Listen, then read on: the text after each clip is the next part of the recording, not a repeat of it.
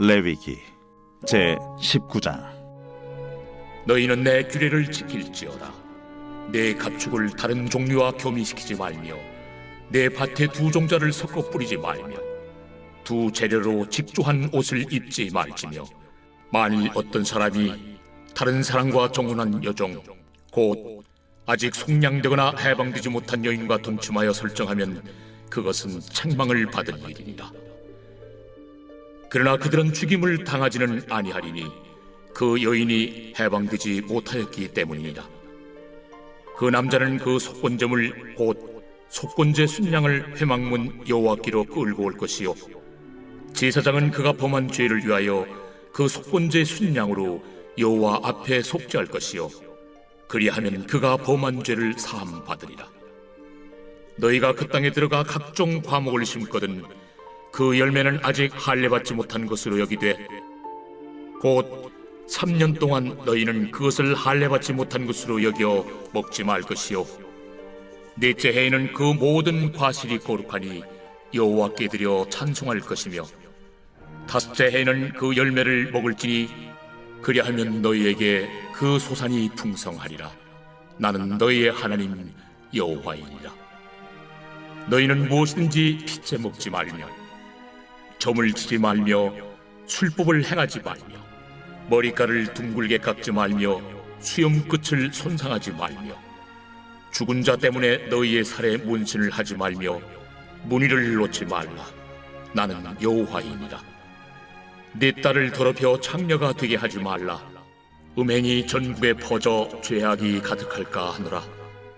내 안식일을 지키고 내 성수를 귀히 여기라. 나는 여호와이니라. 너희는 신접한 자와 박수를 믿지 말며 그들을 추종하여 스스로 더럽히지 말라.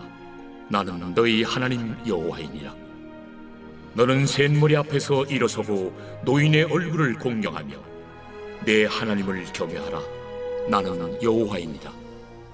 거류민이 너희의 땅에 거류하여 함께 있거든 너희는 그를 학대하지 말고 너희와 함께 있는 거류민을 너희 중에서 나은 자같이 여기며 자기같이 사랑하라. 너희도 애굽 땅에서 거류민이 되었었느니라. 나는 너희의 하나님 여호와이니라. 너희는 재판할 때나 길이나 무게나 양을 잴 때 불의를 행하지 말고 공평한 저울과 공평한 추와 공평한 에바와 공평한 신을 사용하라.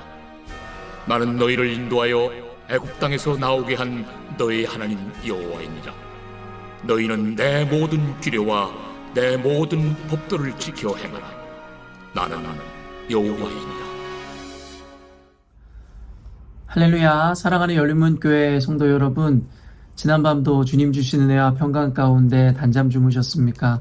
아침을 깨우는 말씀, 목요일 이 아침에 주님께서 저와 여러분에게 주시는 말씀은 레위기 19장 19절로 37절까지의 말씀입니다. 오늘도 주시는 살아계신 하나님의 말씀을 통하여 저와 여러분의 삶 가운데 선명한 성경적 기준이 세워지길 원하며 또한 세워진 그 기준대로 따라 살아내심으로 하나님께서 영광 받으시는 거룩한 삶을 살아내시는 오늘이 되었으면 좋겠습니다.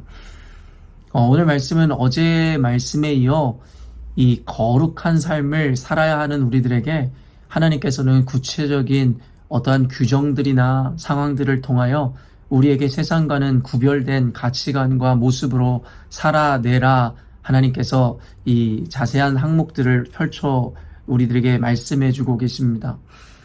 오늘날의 이 기독교에게 요구되어지는 키워드는 바로 삶의 실천이라고 생각합니다. 예전부터 기독교인들이 지식이 없거나 말씀을 알지 못하여 세상으로부터 비난을 받아왔던 적은 없습니다.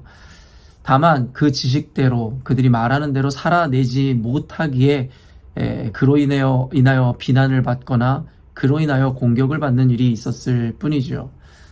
하나님께서는 우리들의 지식 없음에 대해서 그것을 우리들에게 질책하시거나 아니면 그것으로 우리를 평가하는 일은 그렇게 많지 않습니다. 실제로 예수님께서도 그 당시에 바리새인들과 서기관들을 꾸짖으실 때에 결국에 그들의 지식 없음에 대해서 꾸짖으셨던 것이 결코 아니라는 것이죠. 그들에겐 결국에는 율법적인 지식과 그에 따른 어떤 행위만 있을 뿐이지 그 정신을 잃어버리고, 당연하게 그 정신을 잃어버렸기 때문에 그들의 삶은 온전히 그들이 아는 대로 실천되어지거나 온전한 적용들이 나타나지 않았음에 대해서 예수님께서는 그들을 외식하는 자고 흡칠한 자들이라고 이야기하였다라는 것입니다. 그렇기 때문에 오늘날의 그리스도인들이 빼앗긴 헤게모니를 다시 되찾기 위해서는 결국에는 자신들이 가르치고 말하는 것, 알고 있는 것에 대하여 구체적인 적용과 삶의 실천을 보여줌으로 말미암아 과거에 우리 믿음의 선진들이 그랬듯이 예수님을 알지 못하는 자들에게조차도 존경의 그리고 선망의 대상이 될 수 있어야 한다라는 것이죠. 세상 사람들은 저와 여러분의 삶을 통해서, 모양을 통해서 하나님을 본다는 것을 잊지 않으셔야 한다라는 것이에요. 그래서 레위기서에서는 거룩한 이스라엘 백성들, 즉 영적 이스라엘인 저와 여러분들에게 이와 같이 구체적인 사항들을 통하여 삶에 보여주는 신앙인으로서 거듭날 것에 대해서 끊임없이 강조하셨다라는 것이죠. 시간 관계상 이 모든 규례들을 다 살피며 여러분과 함께 적용하여 나눌 수 없겠지만, 대략적으로 저는 어제 말씀, 오늘 말씀을 보면서 이 하나님께서 거룩한 삶을 살라 하는 그 핵심에 이 두 가지 큰 개념이 있음을 보게 되었는데요. 무엇이냐면 한 가지는 바로 사랑입니다. 오늘 이 본문에도 여기는 이방인들, 특별히 거류민들, 그 같은 땅에 살아가고 있는 이방인들에 대해서 그들을 학대하지 말고 그들을 사랑으로 보호해주고 감싸주라는 이야기들을 하고 있는데요. 어제 말씀의 말미에 결국에 형제를 그리고 이웃을 사랑하라는 말씀들과 계속 연이어서 연속선에 있는 말씀이라는 생각을 하게 됩니다. 그리고 한 가지 또 키워드가 무엇이냐라고 묻는다면 저는 바로 공평과 공정이라고 이야기하고 싶습니다. 어제 말씀에도 이것에 대해서 여러분들에게 분명히 이야기하였잖아요. 하나님께서는 약자와 소외되고 가난한 자들에 대한 사랑을 이야기하면서도 그 이후에 연이어서 바로 재판할 때는 공정과 공평으로 가난한 자들이라고 하여 그들에게 연민의 정의나 감정으로 불이한 재판의 결과들을 내주어서는 안 된다라고 이야기하더라는 것이죠. 그런데 오늘 말씀에도 33절 말씀을 보면 거류민이 너희의 땅에 거류하여 함께 있거든 너희는 그를 학대하지 말고 너희와 함께 있는 거류민을 너희 중에서 나은 자같이 여기며 자기같이 사랑하라. 너희도 애굽 땅에서 거류민이 되었었느니라. 나는 너희의 하나님 여호와이니라. 어제 말씀처럼 결국에는 대상은 바뀌었지만 그 핵심에는 바로 사랑이 있었습니다. 사랑을 하는데 예수님이 가르치신 것처럼 자기와 같이 사랑하라고 이야기하더라는 것이죠. 그렇기 때문에 하나님께서나 예수님께서 말씀하신 이웃에 대한 사랑이라는 것은 단순히 어떻게 보면 가식적이고 그저 외면적인 사랑만을 이야기하는 것이 아니라 내적으로도 자기를 사랑하고 내 자식을 사랑하는 것만큼 그들에게 그와 같은 사랑으로 나아가라 이야기하는 굉장히 따뜻하고 깊은 사랑의 의미가 동반되고 있음을 우리에게 보여주더라는 것이죠. 그런데 연이어서 나오는 말씀이 무엇이냐면 35절 36절을 보면 너희는 재판할 때나 길이나 무게나 양을 잴 때 불의를 행하지 말고 공평한 저울과 공평한 추와 공평한 에바와 공평한 흰을 사용하라. 나는 너희를 인도하여 애굽 땅에서 나오게 한 너희의 하나님 여호와이니라. 이와 같이 사랑을 이야기한 이후에 어찌 보면 이 재판을 할 때의 공정과 공평이라는 잣대로 이 판단하고 그것에 대해서 재판하라는 이야기를 하시는 것으로 미루어보아 이게 직접적으로 연결되어지는 말씀이 아니다 손치더라도 사랑을 이야기하면서 그 이후에 연이어 공평과 공정에 대해서 이야기하는 모습을 연속적이고 반복적으로 기록해 놓으심은 결국에는 오늘날의 우리들에게 이를 통해 주시는 메시지가 분명히 있음을 보게 되더라는 것이죠. 결국에 저는 이러한 연속선과 반복적인 말씀의 이 흐름과 구조를 통해서 깨닫게 되는 것이 무엇이냐면 공평과 공정이라는 것의 기반에는 이 사랑이 있었다라는 것에 대해서 깨닫게 되었다라는 것이죠.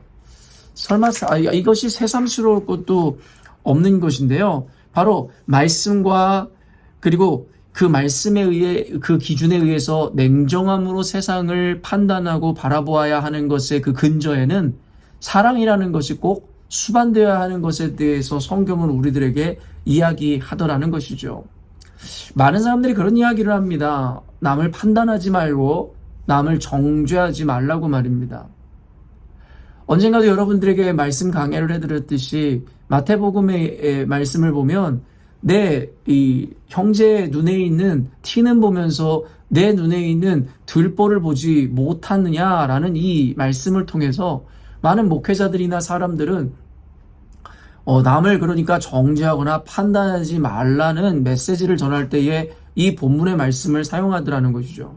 그러나 그 말씀을 끝까지 읽어보면 결국에는 이 말씀의 핵심은 남을 판단하지 말라가 아니라 남을 판단하되 결국에는 내 눈에 있는 들보를 빼낸 이유에라야 남에 대해서 형제에 대해서 판단할 수 있겠노라 이야기하더라는 것이죠. 이 말씀은 그러니까 판단하지 말라는 것이, 정죄하지 말라는 것이 주요한 메시지가 아니라 결국에는 남을 판단하고 정죄하기 이전에 내 스스로를 먼저 정결하고 거룩하게 돌보라 이야기하더라는 것이죠.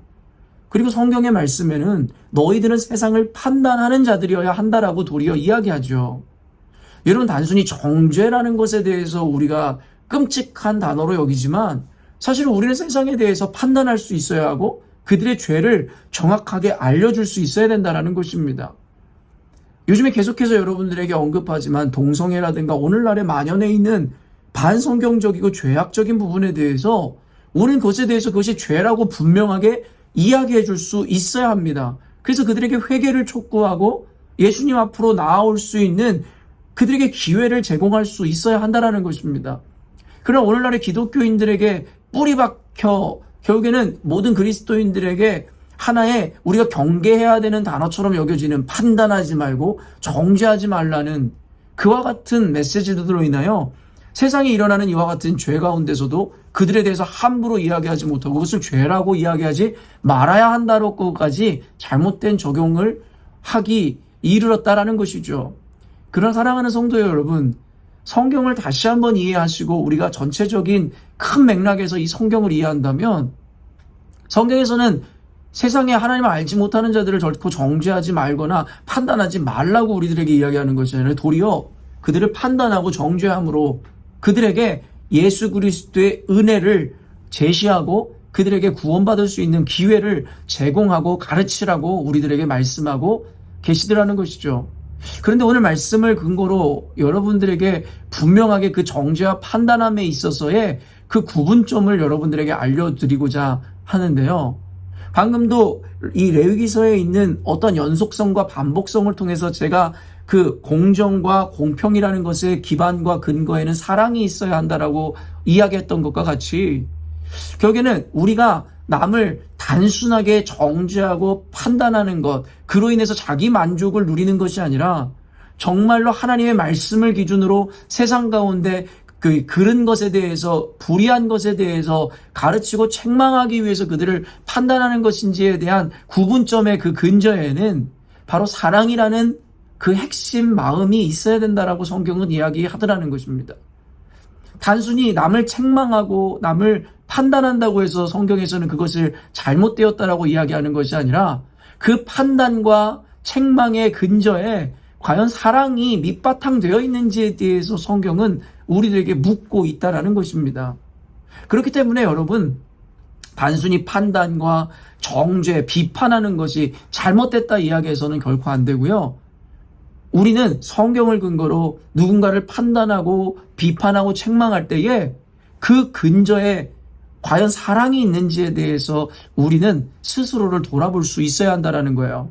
그렇기 때문에 이 사랑이 기반이 되고 근거가 된 비판과 책망이라면 성경에서 우리들에게 요청하는 사항이 될 것이고, 만약에 사랑과 긍휼이 포함되어 있지 않은 단순한 정죄 그리고 비난을 위한 비난이라면 그것은 이방인들이 하는 것, 하나님을 알지 못하는 자들이 하는 것과 동일하다라고 이야기하므로 그것을 도리어 성경은 정죄하고 있음에 대해서 우리들에게 분명히 이야기하고 있다라는 것입니다. 간단한 예로 우리는 자녀들에 대해서 때로는 책망을 하고 그리고 가슴 아프지만 매를 들어야 하는 때도 있습니다. 자녀를 책망하거나 매를 들 때에 결국엔 표정은 전혀 그렇지 않은 것처럼 아이를 혼내는 것이 아니라 아이가 깊이 깨달을 수 있도록 가장 엄한 표정과 때로는 무서운 표정, 그리고 아이가 아파 울지만 때로는 사랑의 매를 들어야 하는 때가 있습니다. 성경에서는 잠언서에서는 특별히 자녀에게 매를 아끼지 말라는 이야기를 하죠. 이것을 근데 오늘날에 누가 오해해서 아이를 마구 구타라고 가르치는 것이 성경이라고 오해하겠냐라는 거예요. 자녀와 부모 관계의 컨텍스트를 굳이 잠언서에서 인용함은 결국에는 어떤 부모도 자녀를 책망하거나 그 아이에게 매를 들 때에 그 아이에 대한 정죄를 위한 정죄, 미움을 위한 비판이나 책망이 아님에 대해서 너무나도 우리는 잘 알고 있기 때문인 것이죠. 자녀를 너무나 사랑하기 때문에 자녀가 더욱더 잘 되게 하고자 하는 그와 같은 선한 마음으로 부모는 자녀를 책망하기도 하고 매를 드는 것인 거죠. 누구도 그와 같은 부모들을 비난하거나 잘못되었다고 이야기하지 않습니다.